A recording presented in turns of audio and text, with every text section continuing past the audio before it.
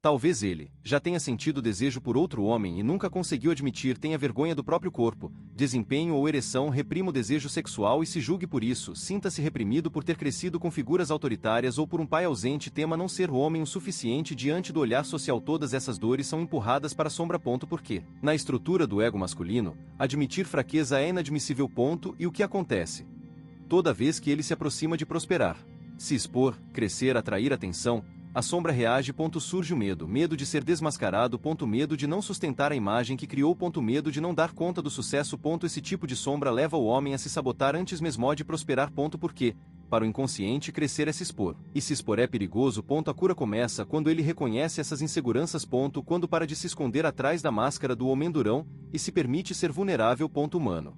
In tarot, O que você esconde é o que te impede de prosperar. Exemplo 3, a sombra da preguiça. Esse é um exemplo clássico e explosivo. Tem gente que surta quando é chamada de preguiçosa. Fica defensiva, irritada, tenta provar o contrário com todas as forças. Por quê? Porque, lá no fundo, essa pessoa tem medo de ser preguiçosa mesmo, ou talvez já tenha sido no passado. Ou melhor, sabe que está se auto-enganando, e isso a fere profundamente. Mas como não quer olhar para isso, joga na sombra. E aí, toda vez que alguém toca nessa ferida, a sombra ataca. Pessoas com essa sombra, geralmente, se ocupam com tarefas inúteis só para parecerem produtivas, sabotam rotinas que exigem constância, como academia, estudos ou negócios. Dizem que funcionam na pressão, mas vivem procrastinando, têm um histórico de projetos abandonados silenciosamente. Criticam de forma pesada quem considera preguiçoso. O problema não é a preguiça em si. O problema é o medo de olhar para si com honestidade e admitir: eu estou vivendo abaixo do meu potencial.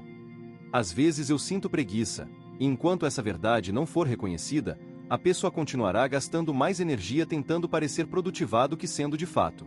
A cura começa no momento em que ela consegue dizer, com humildade e coragem: sim, eu tenho preguiça. E agora escolho lidar com isso de forma consciente. O padrão comum entre esses 3 casos, em todos eles, a sombra só assume o controle quando é negada. Quanto mais você tenta esconder, mais ela comanda sua vida por trás das cortinas. Mas quando você olha com verdade, sem culpa, sem fuga, sem máscara, você quebra o ciclo. Você se liberta. E começa a acessar partes suas que estavam congeladas. Junto com seu dinheiro. As 8 sombras que sabotam sua prosperidade. Agora que você entendeu o que é a sombra, como ela se formar e de que forma ela pode bloquear o seu crescimento, é hora de trazer isso para o concreto.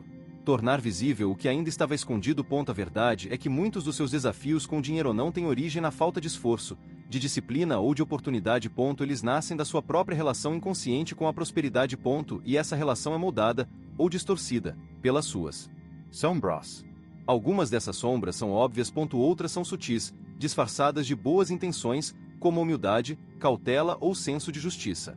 Mas, no fundo, todas elas drenam a sua energia, minam a sua autoconfiança. Sabotamidudos. Nos próximos tópicos, eu vou te mostrar as 8 sombras mais comuns que bloqueiam o fluxo do dinheiro, e como cada uma age em silêncio, impedindo que você prospere de verdade. Leia com atenção. Seja honesto consigo mesmo. Talvez você se veja em mais de uma. E não tem problema. Importante não é se julgar. É começar a enxergar. Porque aquilo que você aceita, você transforma. Mas aquilo que você rejeita, continua te controlando. 1. A sombra da vítima.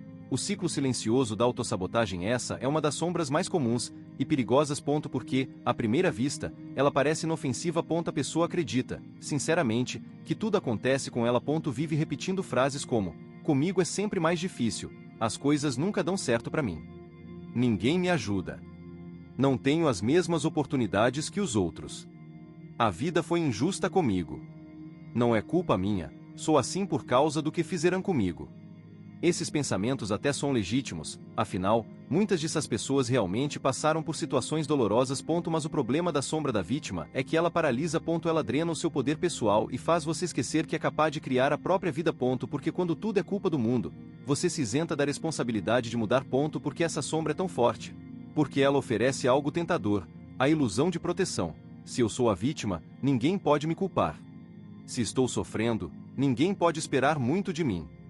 Se a culpa é dos outros, posso continuar do mesmo jeito. É um escudo emocional que protege da dor de olhar para dentro, mas que também impede o crescimento. Exemplos reais de como essa sombra age. 1. O negócio que nunca decola. A pessoa cria algo, mas não se dedica o suficiente. Quando falha, diz que o mercado está saturado, que as pessoas não valorizam seu trabalho ou que faltou apoio. Ela não olha para si. Não percebe que talvez não estudou o suficiente, não se preparou, não persistiu. Prefere culpar o externo para manter a autoestima intacta. 2.